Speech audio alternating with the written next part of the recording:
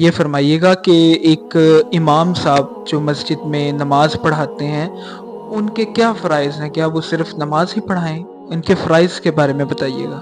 اچھا، اس میں دو چیزیں ہیں۔ ایک تو بات یہ سمجھ لیں کہ امامت بھی دو قسم کی ہوتی ہے، ایک امامت صغرا، ایک امامت کبرا۔ ایک امام وہ جو ہم اپنی مسجد میں ہوتے ہیں، جنہوں نے نماز پڑھائی، ہمارے مسجد کے فرائض سر انجام دیے، جنازہ پڑھا دیا، نکاح پڑھا دیا باقی۔ لیکن وہ امام بھی جس جگہ پہ کھڑا ہے وہ اس علاقے کا، جس علاقے میں وہ مسجد ہے اس پورے علاقے کا امام ہے۔ اب اس کا کام فقط نماز پڑھانا نہیں ہے، بلکہ اس پورے علاقے کی اخلاقیات سنوارنا بھی اس امام کا فرض ہے۔ اس پورے علاقے کو دین کے احکامات سے آگاہ کرنا بھی اس امام کا فرض ہے۔ اس پورے علاقے میں دینی احکامات کی نفاذ کی حکمت عملی رکھنا بھی اس کا فرض ہے۔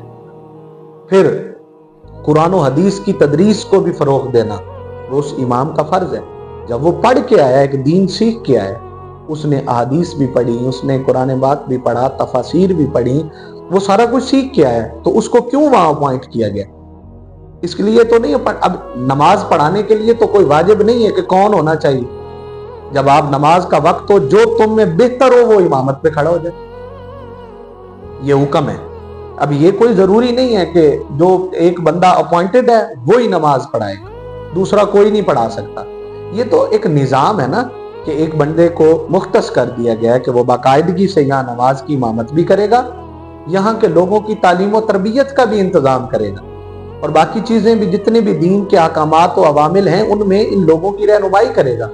بچوں کو قرآن مجید پڑھانا، دروس دینا، اس طرح اخلاقیات پہ بات کرنا، کردار سازی کرنا، اس علاقے میں دین کے فروغ کے لیے جد و جہد کرنا، یہ امام کی ڈیوٹی اور فرض ہے۔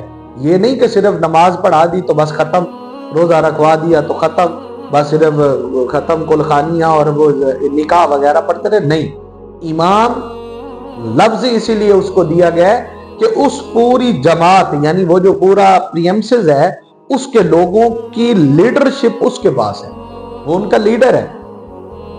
ہر طرح سے ان کی معاونت کرنا اس کا کام ہے۔ ہمارے ہاں بدقسمتی سے یہ ایک ڈیوٹی بن گئی ہے کہ بس وہ اس کی ڈیوٹی ہے جی، اس نے آنا ہے، چھٹ سے نماز پڑھانی، اور وہ گئے، پتہ ہی نہیں پیچھے کیا ہو رہا ہے۔ انہوں نے کوئی درس نہیں دیا، انہوں نے کوئی لوگوں کو کچھ سمجھایا نہیں، بتایا نہیں، پہچان نہیں کروائی۔ تو امام یہ ہے۔ اور دوسری ایک امامت کا لیول ہے کہ جو امت کو لیڈ کرتے ہیں، اور ہماری امت کے پہلے امام سید عالم صلی اللہ علیہ وسلم، آقا کے صدقے سب کو امامت ملی۔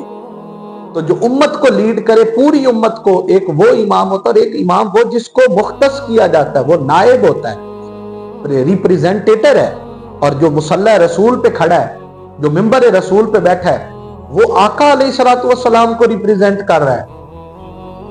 تو آقا علیہ الصلوۃ والسلام کو جو بندہ جتنی بڑی شخصیت کو پریزنٹ کر رہا ہو، اس کا معیار اور لیول اتنا ہی ہونا چاہیے، اس کا سوچ اور اس کا کردار، اس کا لیول ویسا ہونا چاہیے۔ اب ایک بندہ اگر اپنے آپ کو اس مقام پہ نہیں لے کے جاتا تو وہ ظلم کر رہا ہے، زیادتی کر رہا ہے۔ اب اس کو اس کا جواب دہ ہونا پڑے گا۔ اگر میں اس قابل نہیں تو مجھے اس ممبر پہ نہیں بیٹھنا چاہیے۔ زید بکر جو اس قابل نہیں ہے وہ نہیں بیٹھنا چاہیے۔ لیکن یہ ضروری نہیں ہے۔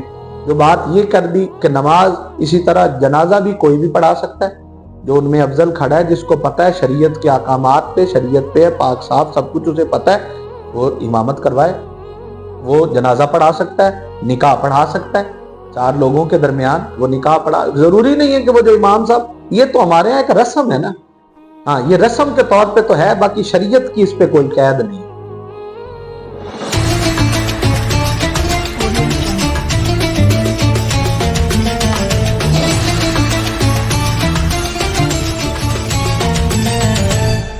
Audio Jungle.